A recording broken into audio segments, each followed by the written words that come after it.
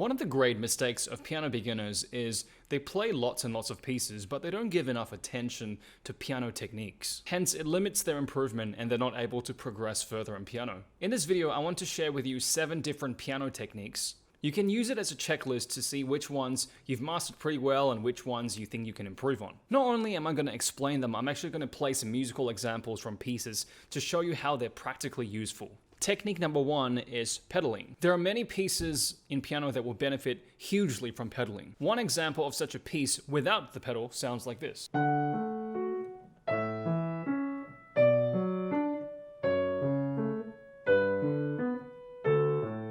With a pedal, it sounds like this.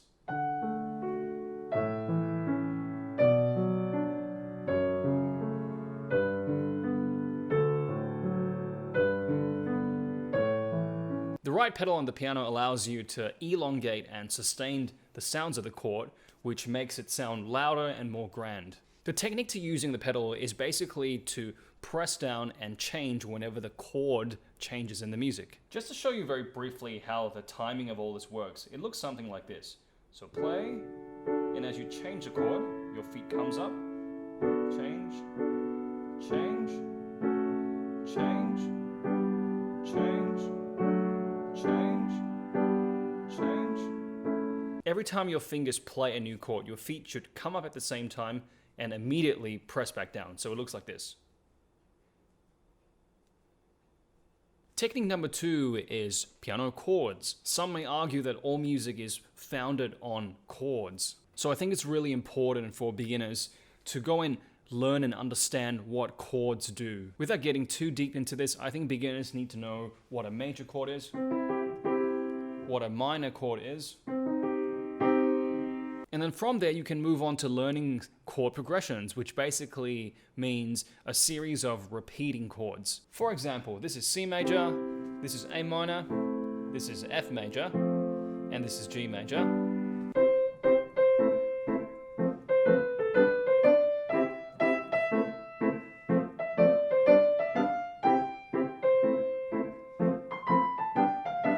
You start to create some pretty decent music. So take time to really study chords and what their purpose in music is. Technique number 3 is arpeggios, or broken chords. This third piano technique is pretty much the same thing as technique number 2, but this time it's broken up. So instead of playing, you would play something like this.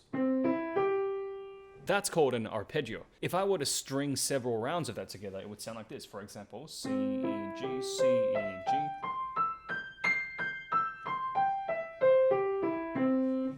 I just did there 3 octaves of the C major arpeggios. You should of course practice it with also your left hand.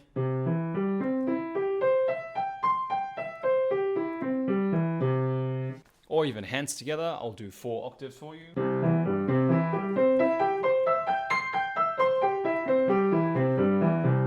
And of course you also want to learn other arpeggios as well. Not just C major, but eventually every possible combination of every major and every minor.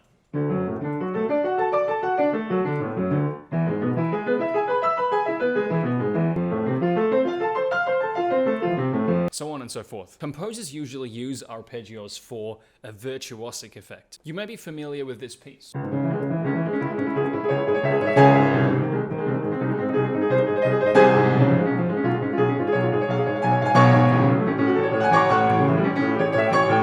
It's a piece that sounds pretty impressive after some practice, which is what I need to do. But if you look at the right-hand part, instead of thinking, wow, that's a bunch of so many random notes, what I want to help you to do is to see that it's actually just a bunch of very simple arpeggios. So we have basically 3 shapes in there.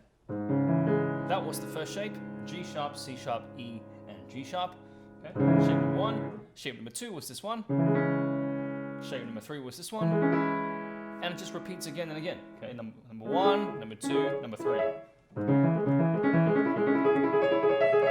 When you take time to learn and understand arpeggios, you can do some very virtuosic patterns that actually are just repeating notes. When you can play arpeggios really fluently, it shows that you have very good technique. Technique number 4 is an interesting one. It's not something you're really doing on the piano per se. Technique number 4 is practicing with a metronome. One of the common mistakes I see all the time beginners make is not following in time. For example, doing something like this.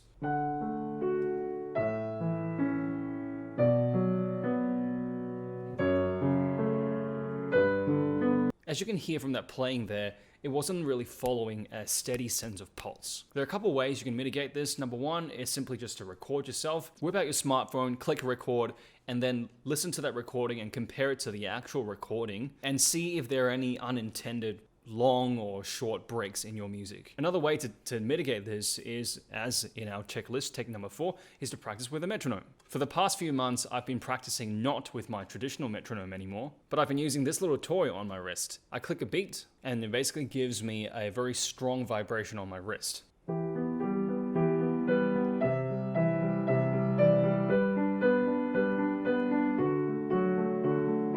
Just always helps me to check if I'm staying in beat. Check out the link in the description for a discount code of 20%. Technique number 5 is octaves. Octaves are potentially a pretty tension-inducing technique, especially for smaller hands. So make sure you're practicing them with a relaxed wrist and a relaxed arm. To start, you can just play the very basic C major scale.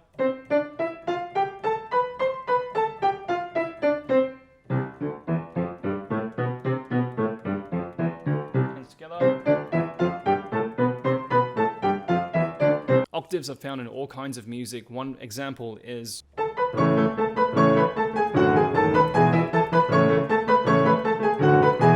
that was Turkish March by Mozart. Technique number 6 are your major and your minor scales. Let's do some easy ones. A major scale sounds like this.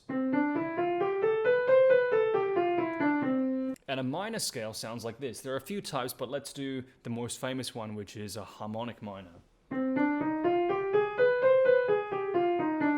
Let's just go back to major scales for a second. As piano players, eventually we actually want to learn the scales for all the possible keys. So in piano, there are 12 keys, right? 1, 2, 3, 4, 5, 6, 7, 8, 9, 10, 11, 12, and it just repeats after that. 1, 2, 3, 4, 5, because it goes back to C. So eventually over time, this might take a few months or maybe even a few years. You want to be able to play at least all the majors, hopefully all the minors as well, of starting on every different key. So I've already showed you the C major. A D major sounds like this. As you could see there, D major actually had 2 black notes in it. If I played the D major scale but I didn't play the black keys, it wouldn't sound correct. See, that sounds wrong. But if instead of the white I play the black note next to it, it sounds correct. Let's do another one on E major. That one has even more sharps. Has a total of 4 black notes. As a beginner, you want to get familiar with how to play major scales, starting at least from all the white notes. Knowing and playing major and minor scales are good not just for technique, but also your theoretical knowledge as well. For example, if I had to learn a piece in E major, I wouldn't have too much problem learning the piece. I would learn it pretty quickly, simply because I practice E major scales a lot and I understand the system of E major, which is to have 4 sharps in it. F sharp, C sharp, G sharp, and D sharp. This is a pretty deep topic to cover, in just this little short video, but make sure you're taking time to study and knowing what the notes are in the different major and the minor scales. Last but not least, technique number 7 are chromatic scales. A chromatic scale sounds like this.